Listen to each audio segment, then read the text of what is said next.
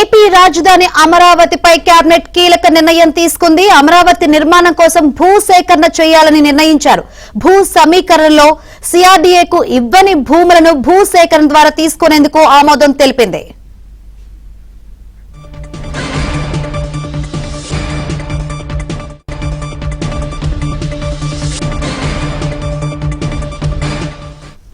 AP రాజధాని అమరావతిపై cabinet పలు కీలక నిర్ణయాలు తీసుకుంది. మరిన్ని వివరాలు అందించేందుకు మా ప్రతినిధి సత్య సిద్ధంగా ఉన్నారు. సత్య, ఏంటి కీలక నిర్ణయం సంబంధించి అప్డేట్స్?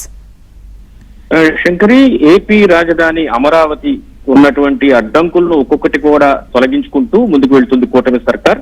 దీనిలో భాగంగా ఈ రోజు ఒక కీలక నిర్ణయాన్ని మంత్రిమండలి సమావేశంలో తీసుకున్నారు. రాజధాని అమరావతి కోసం ల్యాండ్ పూలింగ్ ద్వారా భూములు ఇవ్వని రైతులు ఉన్నారు. దాదాపు 2000 పైచిలకు 2500 ఎకరాల వరకు కూడా భూములు ఇంకా కావాల్సి ఉంది. వారి నుండి భూసేకరణ చట్టం 2013 ద్వారా ఆ భూములను తీసుకోవాలని ఈ రోజు కేబినెట్ లో నిర్ణయం తీసుకున్నారు. అంటే ఈ ఫిగర్ ఎగ్జాక్ట్ గా మనం చెప్పలేం కానీ దాదాపు భారీ ఎత్తునే ఉందని చెప్పుకోవచ్చు. ఇదే సమయంలో ఈ మేరకు ఏపీ కేబినెట్ నేడు గ్రీన్ సిగ్నల్ ఇవ్వడంతో దీంతో ల్యాండ్ పూలింగ్ కు గతంలో భూములు ఇచ్చి వాళ్లకు ఫ్లాట్లు, ఎవరైతే రిటర్నబుల్ ఫ్లాట్లు పొందుతారో రైతులు, వారి ఆ ఫ్లాట్లు ల్యాండ్ పూలింగ్ ఇవ్వని రైతుల భూముల్లో వచ్చిన వారికి చాలా వరకు ఊరటగా చెప్పుకోవచ్చు.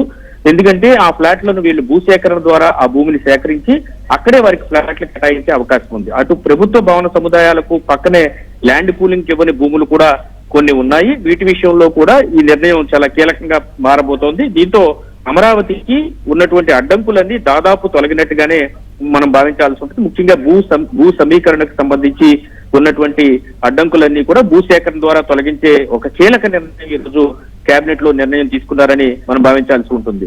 అమరావతి నిర్మాణం కోసం ల్యాండ్ పూలింగ్ ద్వారా సిఆర్డీఏకు ఇప్పటి వరకు ఎవరైతే భూములు ఇవ్వలేదో ఆ భూములన్నింటినీ కూడా భూసేకరణ ద్వారా తీసుకోవాలి.